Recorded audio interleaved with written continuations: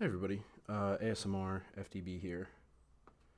Um, Back with another Magic the Gathering video. Today, just wanted to talk about Living End in Modern. Living End was the deck that I decided I was going to play, or not that I decided I was going to play, but it was the deck for me in Modern. And that was before the Violent Outburst ban. I started with Burn. I really liked kind of like the linear, more redundant kind of gameplay of Burn. Also, Burn was a good entry point as far as budget. When I knew I liked the modern format and wanted to continue putting money into it, I wanted to try some other decks. I tried Murktide. I tried a few other things. Murktide was a bit too big brain for me. I feel like kind of one of the strengths of a Murktide player is knowing all of the decks that you're going to be playing against, the metagame overall, and things like that. So it's not only knowing your own deck, but knowing your opponent's decks. And I just don't have the time to commit to Magic to do that, to know every deck that I'm going to be playing against, and to be able to play against it effectively. So I knew that I wanted something a little bit more linear, a deck that if you knew the deck itself and its combo or its game plan, you could probably succeed. Obviously, knowing your opponents will get you even more games won under your belt, but something that more or less could be played without knowing what you're playing against and still get wins. And then obviously, the more time you dedicate to it and playing opponents, the better you'll get. But something that doesn't require the knowledge that Murktide does, because if you play Murktide without knowing what you're playing against, and you don't know the metagame all that well, Murktide can be really, really frustrating and can be really difficult. So kudos to you, Murktide players, but I just don't. I don't have the time to commit to get good at Murktide. So I wanted something a little bit easier, not something so redundant as Burn is. Obviously, Burn, like a lot of the spells, just do the same thing, but not something as big brain as Murktide. So somewhere in between, and it's kind of funny that somewhere in between an aggro deck and a tempo deck, you find this a combo deck. But yeah, so I found Living End, and I really liked it. It's similar to Burn. It tries to win fast with some, instead of over several turns, it has one big explosive turn, and then you just kind of take over the game from there. Something that's kind of once it happens, you basically win the game. So more explosive than Burn, and certainly Murktide, but it just vibed with me. I found it and I was like, this is like, of all the decks that I've played, this is the one that speaks to me, and I went with it. And then the Violent Outburst, I bought all the cards I needed. I played it for I think I had it all assembled in like October, November. So I had from November to March playing Living End, and I loved it. And then the Violent Outburst ban happened, and I thought that the deck was pretty much dead. I didn't think that I thought that the deck would fall off. I mean, more or less it has. I've seen one or two copies of it in certain MTGO challenges. I've seen a few copies of it in making strides in tournaments, but it's you see one or two players making headway, and that's about it. Nobody else seems to be really doing well with it. So it fell off, and it certainly is hard right now.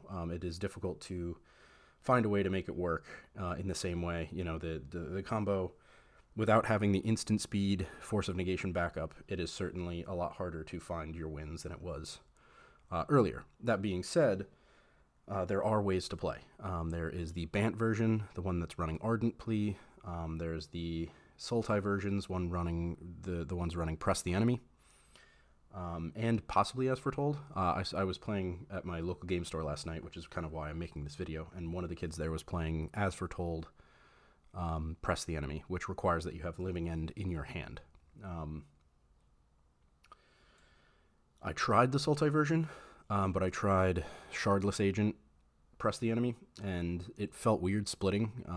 Sometimes I didn't want Living End in my hand, other times I did. It just didn't feel as consistent. It didn't feel that great. An additional mana and having to have a target for Press the Enemy in order to cast Living End was less than desirable. It just didn't feel great. So I didn't really like it, but I mean, I could see the merit. Also, being able to do something at instant speed to be able to protect it with Force of Negation is huge. So I thought Sultai was kind of the way, but I played it a couple times and I just didn't really like it. I have all the stuff for the Bant version, I just haven't tried it yet. But I didn't really feel like I would like it. It just didn't, the full sorcery speed combo seems a bit too interactable. It seems like it's too fair. Again, we can, for those of you who hate Living End, I totally understand. I think that Violent Outburst was too powerful, but I think full sorcery speed, full sorcery speed is fine. You can try to play your way out of situations or play your way into a situation where you resolve the Living End, but it almost seems too fair because it is very predictable when you're playing at sorcery speed, and it's very interactable. And in a lot of cases, when I was playing the Sultai version, I was just relying on Shardless Agent because Press the Enemy was uncastable because it was castable, but I didn't have Living End in hand, and I was digging, trying to find it, couldn't find it, blah, blah, blah. So playing at sorcery speed only is difficult. Very, very, what's the word? Very predictable, very, you kind of telegraph your moves. Maybe I was just playing poorly as well. That is also kind of a factor. But I also just kind of wasn't having fun. The way the deck plays, the lines just don't feel that great. I mean, they feel fine, but it just wasn't all that fun. So I've been struggling to try to find a way to play Living End and have fun. I mean, if I'm going to be losing a lot of games because the deck is weaker, I might as well be having fun while I'm playing. And then recently I saw Andrea Mengucci and Gabriel Nassif playing the Bloodbraid Marauder, this guy, build of the deck. Bloodbraid Marauder, 2 mana, 1 in a red, 3/1, Human Berserker. It can't block, and it has Delirium. This spell has Cascade as long as there are 4 or more card types among cards in your graveyard. So Bloodbraid Marauder is how you end up casting Living End. And the thing is, it's 2 mana, which means that instead of the typical 3 mana buffer that you needed for Living End with Shardless Agent and Violent Outburst or Ardent, Violent Outburst in the past, Ardent Plea, or what have you, instead of having that 3 mana buffer, so you can only have spells 3 and up, now you can have spells that are 2 converted mana cost, because obviously Cascade looks for a spell less than the converted mana cost of the spell you cast, so you can have 2 mana spells and they won't get cast off the Cascade. It'll be looking for something lower. So it kind of opens the doors a little bit for interesting spells to utilize. And when I first saw the Bloodbraid Marauder build, I thought that this would, and I still think it is, I thought these would be the most vulnerable. I thought these would be the weakest. So I didn't really, when I saw all the ways people were playing, I kind of discounted the Bloodbraid Marauder build, and I was like, it looks bad, I'm not going to do it. And then I tried the other ones, and, they functioned more or less the same, but just not as consistent, not as efficient. And then I saw Gabriel Nassif and Andrea Mengucci play these, and the way that they played it looked fun. The main thing with Bloodbraid Marauder, I thought that finding Delirium in order to be able to cast and have Cascade attached to the spell would be kind of like a big cost, and also it's very interactable. Something as simple as a unlicensed hearse or a Turn the Earth can get you off Delirium. That being said, like a Turn the Earth or an unlicensed hearse, once you cast Bloodbraid Marauder and it has Delirium, even if Delirium's taken away when it is on the stack, it checked for Delirium at the time it was cast, I believe. This is at least a discussion I had with a few people at my local game store last night when I was playing. So as long as when you cast it, Delirium was in the graveyard, you're fine. Even if they interact with it after you cast it, it still had Delirium at the time it was cast when it checked the graveyard for Delirium, meaning it would have Cascade still, so even if it gets taken away. So admittedly, somebody with an unlicensed hearse or an unlicensed hearse is definitely a problem, but like a Turn the Earth, they would really have to call their shot and make sure that they think that you're about to cast Bloodbraid Marauder in order for them to take away Delirium from you. But like an unlicensed tourist, at the start of every turn, if they just take away two things or something, that can be a problem. But more or less, I felt, and I do still think, like having to rely on Delirium in order to have Cascade, in order to cast Living End, is a pretty steep cost, and it is very tough to play around. But that being said, I love Delirium. I think Delirium's like super fun, trying to fill up your graveyard with the right pieces to achieve it, and then going from there. And this deck does a lot of creative things in order to make it easy to achieve, which I really like. I think is a lot of fun. Another downside to this build, some people are playing Shardless Agent plus Bloodbraid Marauder in order to have all 8 Cascade pieces. If you do play that way, you have to cut out any 2-mana spells that you might have included because of Bloodbraid Marauder. So in this case, you can see probably at the top there, Wail of the Forgotten. I'm playing just the Bloodbraid Marauder build. I think I like this version better. I am going to try the Shardless Agent plus Bloodbraid Marauder build and see how that goes. But I love Wail of the Forgotten. I also like the idea of maybe playing with like other 2-mana spells I might like Drown in the Lock or something along those lines, like maybe a counterspell main. But I think I might just be sticking with Bloodbraid Marauder and Wail of the Forgotten, because Wail of the Forgotten was super fun to cast and felt really it just felt like a good spell every time I cast it. So this was very fun to play, and I figured if I was going to be losing a lot of games, I might as well be having fun. And I think this is the deck that I'm going to be moving forward with, because I had a blast playing it last night, even when I was losing. And then I had an even better time when I was winning. So I played against, so in round 1 I got a bye, but there was a kid there who wasn't playing in the event, and he had a modern deck with him, and he offered to play with me, and I was more than happy to accept rather than just sit there and scroll on my phone. And he was playing Amulet Titan. We only got 2 games in, so we didn't get a full match. He won game 1, I won game 2. He didn't have a sideboard, so obviously game 2 is kind of a farce. If he beat me game 1, it's, after sideboarding, it's likely he would have beaten me game 2. And he seemed like a good player. He really knew his way around Titan. I do not. When people start doing their thing with Titan, I just kind of, and I shouldn't do this, but once they say like, oh, this enters, and then, I tap it twice, and, I'll make sure they have 2 amulets or whatever, but I really have no idea what the fuck they're doing.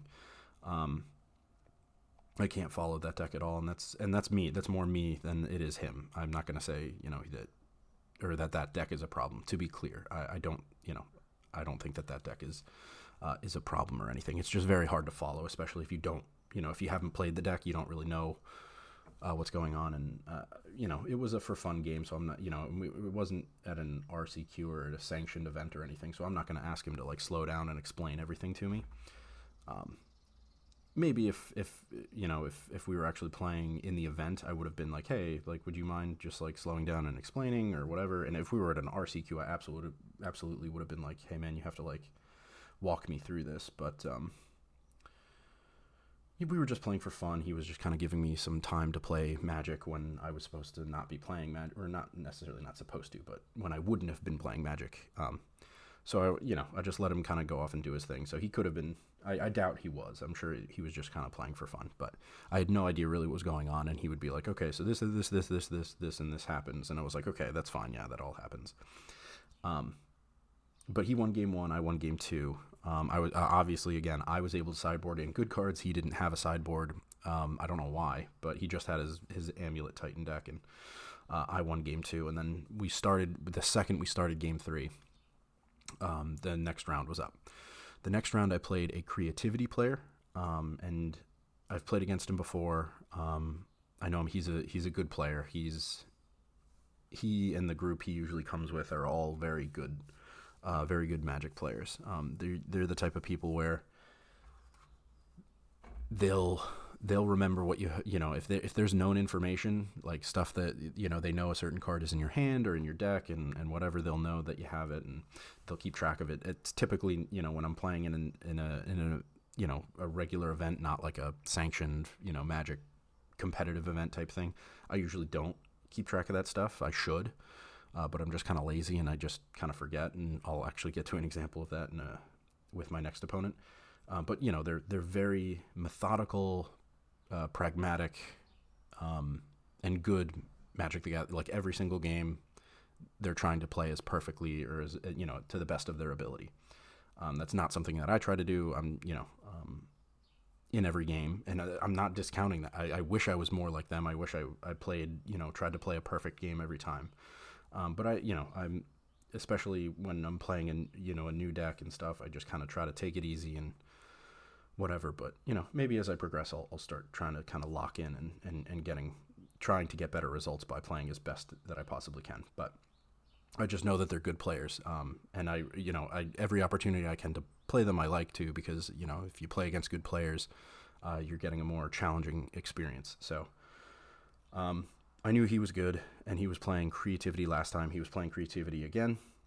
Game one, I'm trying to remember what happened. I think he beat me in both games. I think he beat me 0-2, or I was 0-2, he was 2-0. And I think game one, I was able to, cycle a bunch of my things into my graveyard. I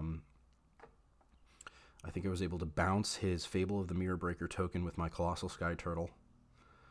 And then I think I bounced, I used a Whale of the Forgotten with all three modes. And this was a mistake. I just wanted to do it, but I should have seen this coming. So Whale of the Forgotten, I used all three modes. Return target non-land permanent to its owner's hand. I returned a Fable to his hand, which really I probably should have just left there. But I just wanted to use all three modes. And then I had him discard a card. He discarded an Archon of Cruelty. I should have thought of that. And then look at the top three cards of my library. Put one of them into my hand. The rest into my graveyard. I found a Bloodbraid Marauder with that mode. Looking back on it, yeah, I mean, I was really excited to cast Whale for all three modes, and I really should have thought, I'm putting Fable back in his hand so he can get a token back, which maybe isn't the worst thing in the world, because the token would die when a living end resolves, so probably not the worst thing in the world, and if he's spending more mana on a Fable, I'm probably happier about that than him spending that mana on like a creativity or something. So that probably wasn't the worst play in the world. Him discarding a card I really should have thought about. I should have thought that if he has an Archon in hand, that is pretty disastrous for me. And he did, and so he discarded it. And then the third mode was I found Bloodbraid Marauder. Look at the top three, put one into my hand, the other into the graveyard. I found Bloodbraid Marauder with that. I think I put like another creature into the graveyard, so that felt really good. Against a different opponent, somebody that I don't care if they discard something or, what have you, I think Whale is still really good. I just had to be more conscientious of maybe the other modes that I'm choosing aren't necessarily the best. I think the worst one was the discard a card. I really should have thought about that. Against Amulet Titan, you got to think if they have a Titan, they'll discard it. Which is why sometimes Grief is bad there. Griefing against creativity if Archon is the only usable card in their hand, although they probably want some other things in their hand aside from just an Archon, obviously, but it's just something to consider. I really had to consider my opponent when I chose all three modes, and I didn't. But either way, he put that into the graveyard. I ended up casting Bloodbraid Marauder, getting a massive living end, but he also got an Archon, so, when everything enters, one of my things dies. Obviously, it's at sorcery speed, so then it's his turn, he attacks, and then I have to lose another thing, lose 3 more life, so I'm down 6 life. Earlier in the game, I had cycled 3 Street Wraiths. I had, one into the other. I had 3 in a row, so that's 6 damage there, so I'm at 12 damage just from that. Obviously, some damage from fetching and shocking in lands. So I was really low on life, and then at the end of the game, he just he double bolts me, and what am I gonna do? He double bolts me, and that won him the game. So that was game 1 against the creativity opponent. Game 2, oh man, what did he have? Game 2. So game 2, I set it up. I had 5 mana. I had a Force of Negation in hand, and I had Bloodbraid Marauder. I had a decent graveyard. I cast Bloodbraid Marauder. He casted Hallowed Moonlight, which I did not see coming. And I figured he'd have something to interact with, so I had Force of Negation. I had the 3-mana open, so I just cast Force of Negation on the Hallowed Moonlight. I had 5 mana total. He casts Spell Pierce. He wins, and then for the rest of the game, I basically just dirtled, looking for other things. And then, he had plenty of time to set up a massive Indomitable Creativity. I think he had, it was 2 or 3 tokens that he was turning into Archons, so there's no coming back from that for me. So I lost that game. But in retrospect, the way I set up, I probably should have figured he'd have, double interaction with when I cast Bloodbraid Marauder, he would have something and then counterspell backup. The 2-piece of interaction is an easy call for me to make. I just think that I had to go for it.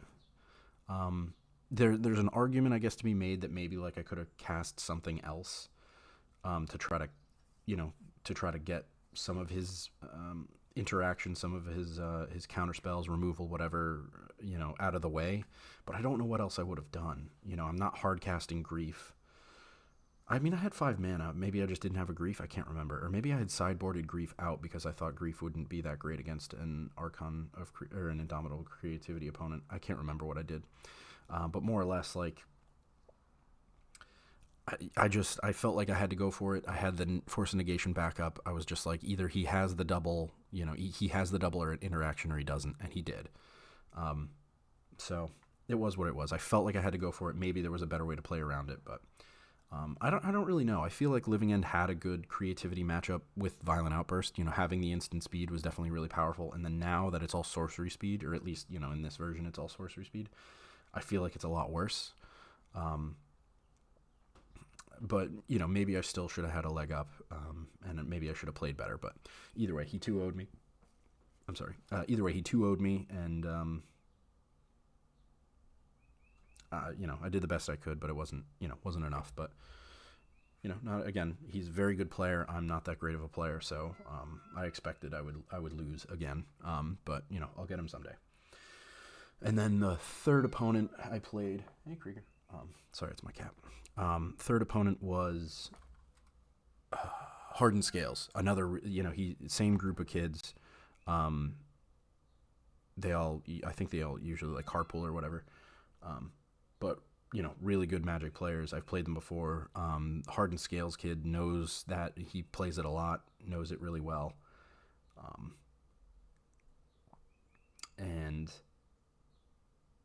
I knew it would be a tougher matchup. But I ended up winning 2-1. Game one, he beat me. Game one, he had an Arcbound Ravager. He had a Jabaz. He was moving counters around.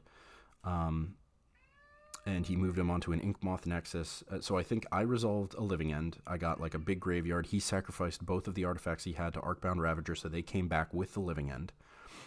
And then, that's sorcery speed. So the next turn, he activates Inkmoth Nexus and attacks, moves a bunch of counters around, and makes it really, really big with the attack. I double block with 2 Colossal Sky Turtle. I lose 1. The other stays alive. Kills the Inkmoth Nexus, though. And then I think like he might have done the same attack or something, and like I lose the Sky Turtle. And then basically I had no flying blockers. He had like a 7/7 infect Inkmoth Nexus to attack with.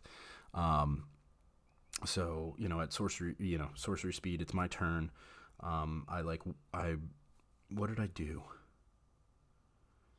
I was digging for, I think, Wail of the Forgotten, and I'm trying to remember how I dug. Maybe like Waker of Waves, or maybe I cast Discovery Dispersal. So I had 4 mana, I cast Discovery, Surveil 2, then draw a card. I was looking for a Wail of the Forgotten so I could... I don't think with Wail of the Forgotten I'd even be able to bounce it. Or maybe I was looking for a Colossal Sky Turtle. Non-land permanent, so that wouldn't have worked. So Wail of the Forgotten wouldn't have worked, so I must have been looking for a Colossal Sky Turtle. So I could have channeled Colossal Sky Turtle to bounce the Inkmoth Nexus. and I just didn't end up finding it, so I knew he would have won. So I didn't find the interaction I needed, and he was able to swing, kill me with Infect. And then the next two games, so game 2 against Hardened Scales, I think I was, like, when I sided really well. I was able to bounce a lot of his threats, keep him kind of, I was able to kind of keep him from dealing a lot of damage and kind of make him recasting, I made him recast his spells, cast Bloodbraid Marauder. I think in multiple games he was able to get Arcbound Ravager to sacrifice, all of the artifact creatures he had so that they came back with the living end, but my living ends were so big that, like, it was hard for him to deal with. So I was able to win game 2, I think, just from, like, a bigger living end than he was able to deal with. He did have, so I think one thing that interesting happened in game 2, he sideboarded in, like, Soulless Jailer. I think he had game 2, he had a Soulless Jailer in play. I was able to bounce the Soulless Jailer with either Colossal Sky Turtle or Brazen Borrower from my sideboard.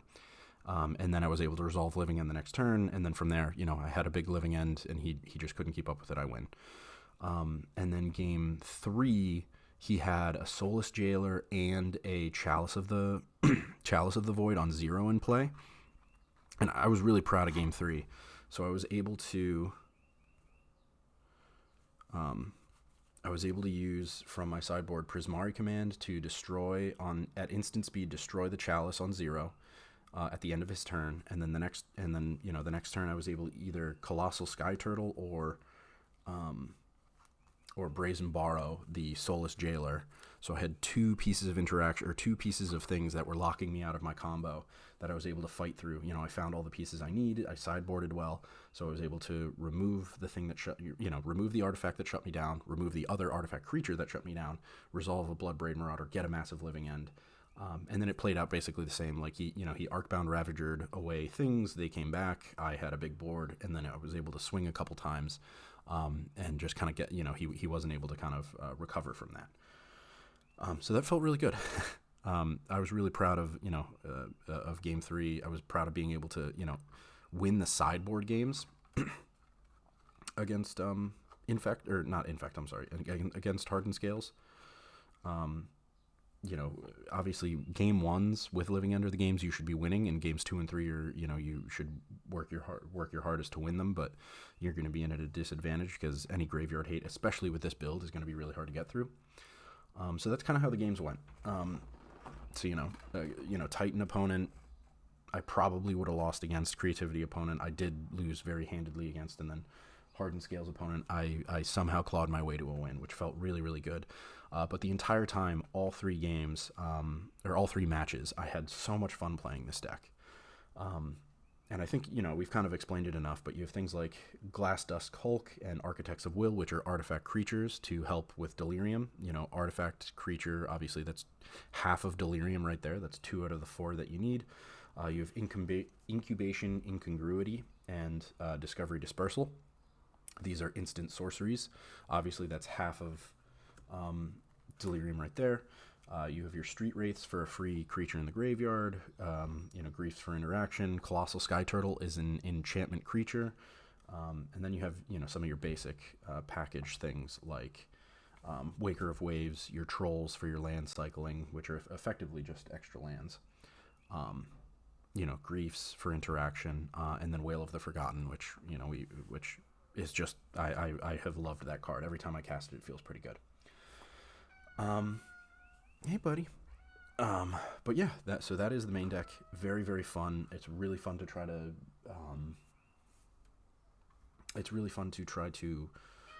coordinate getting Delirium and then casting Bloodbraid Marauder and going off. So that was, I don't know, I had a blast every time.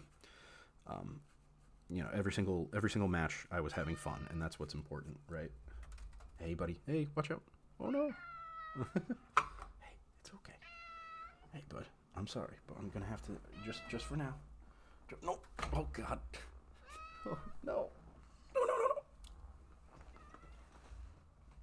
I'll give you attention in a minute, buddy. So, yeah, that's the main deck. I'll just wrap this all up.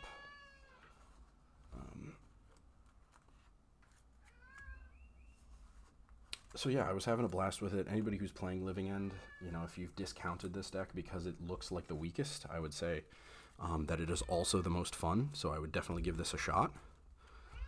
And then I want to go over my sideboard with you guys, because I don't think the sideboard is perfected yet. I think the sideboard is good. I think there are good ideas in here, but I think it can definitely be improved. So anybody who's a Living End player or anybody who's a Modern player who might have some input as to what I can do with these, please let me know. So this is how my sideboard looks. I have 2 Force of Negation and 1 Mystical Dispute. Force of Negation is going to be for things like the One Ring, the Indomitable Creativity, and against like Murktide.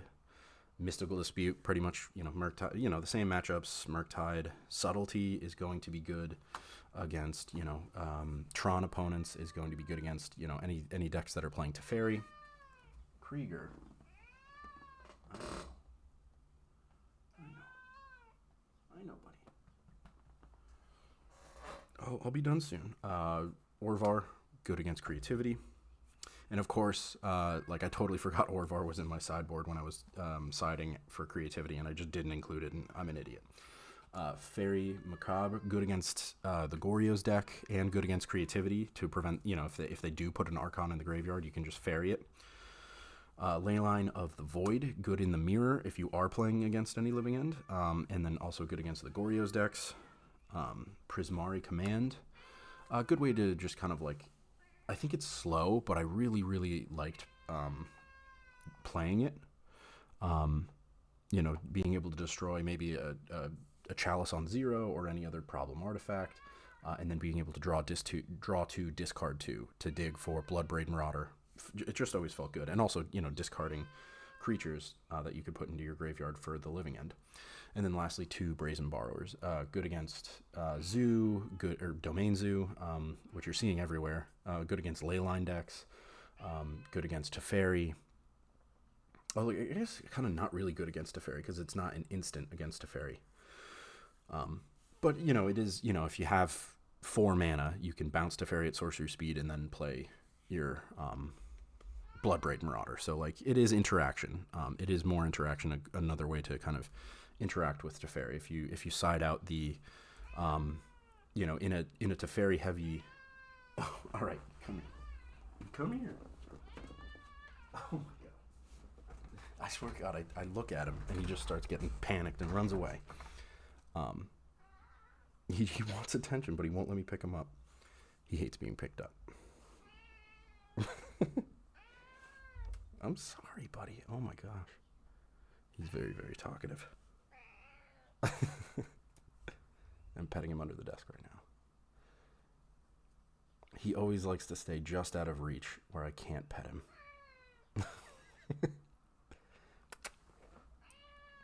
Krieger. Uh-oh. You just turned off my monitor. Get away from the wires, buddy. Get away from the wires. I'm sorry. But, yeah. I'll just try to pick him up again. He's not having it.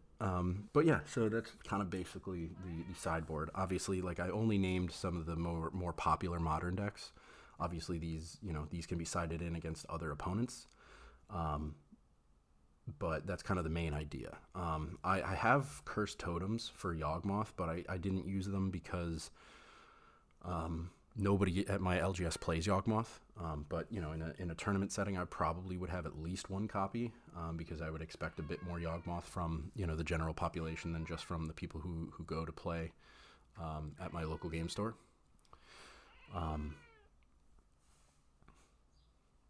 Krieger, you are just filling up the airwaves with these meows.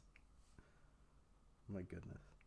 I think it's when I'm talking, he feels like he has to talk too. And obviously when I'm alone in my apartment, I'm not talking to myself. So he'll still meow at me though. I don't know. Maybe this is just his thing. Because he still meows like this even when I'm not talking. But I think me talking, he feels like he has to talk over me. Anyway. So yeah, that's the sideboard. If anybody has any suggestions, it felt good. Like a lot of my games, I sided a lot of these cards in, and it felt good. The trouble, the hardest thing I have is siding things out. I never really know like when grief is good and bad, and like I never really know, when other cards, like glass dust Hulk. Wow, that is a weird glass dust Hulk. Glass dust Hulk. Glass Dust Hulk is probably one of the cards I sided out the most because I felt like I was getting Delirium without it pretty easily, and it was like easily the worst, creature cycler. So in certain games, some subtlety sometimes is easy to side in for the turtle. They kind of serve similar functions, and sometimes subtlety is just better because it can do creature or planeswalker, whereas the turtle just targets a creature. But Glass Tusk Hulk felt like an easy side out for some of these things.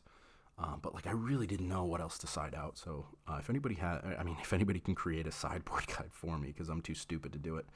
But I mean, more importantly, if there are better picks for the sideboard that you think might be better than what I have, that would be great, because I'm really looking to improve the sideboard. I guess it doesn't need too many changes necessarily, but subtlety, I could see going down one subtlety, maybe going down to just 2 subtlety side, or maybe like cut 1 Brazen Borrower. I really think the bounce effects are good right now, though, because you'll see, I didn't play a single domain player last night, obviously, but there are a ton out there. So I think bounce effects are really good right now. So like Brazen Borrower, main deck, Colossal Sky Turtle, subtlety.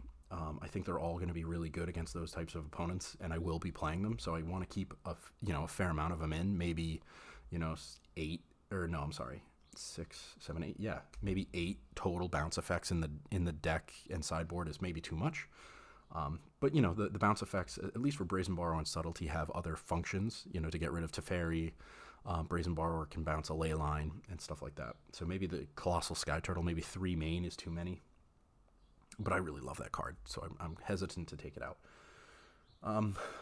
But yeah, if you have any suggestions on sideboard or main deck changes, please let me know, because I'd love to see what any Living End player might be doing with their decks. But this is what I'm doing with mine. I had an absolute blast playing yesterday, and I just kind of wanted to share that, especially for Living End players who might be feeling down and out because the deck isn't doing that well right now. But I think if we keep iterating and innovating with this build, I don't think it'll get back to where it was, but I think it could certainly do better than, I think, like the current meta share is like less than 1%, or at least that's what I saw on one of the deck list websites.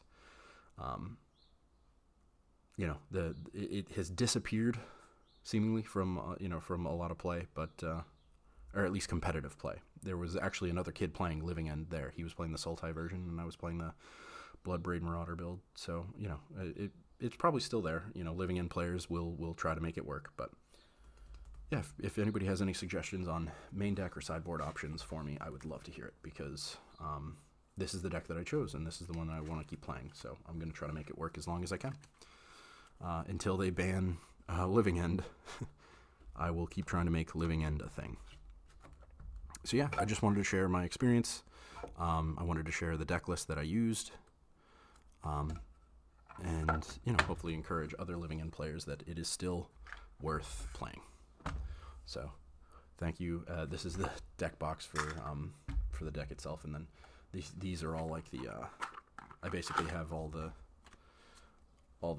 like other pieces for like the Bant version and the Sultai version, and obviously my Mercy Reinforced. So basically this is just like my modular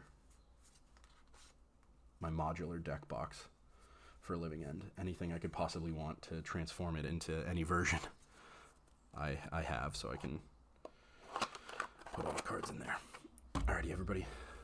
Thank you so much for watching. If you have any feedback as far as the deck or Modern, any suggestions for cards that you think might improve consistency, or sideboard cards that might help with specific matchups, I would love to hear about it. So thank you, everybody, for watching, and we'll catch you in the next one.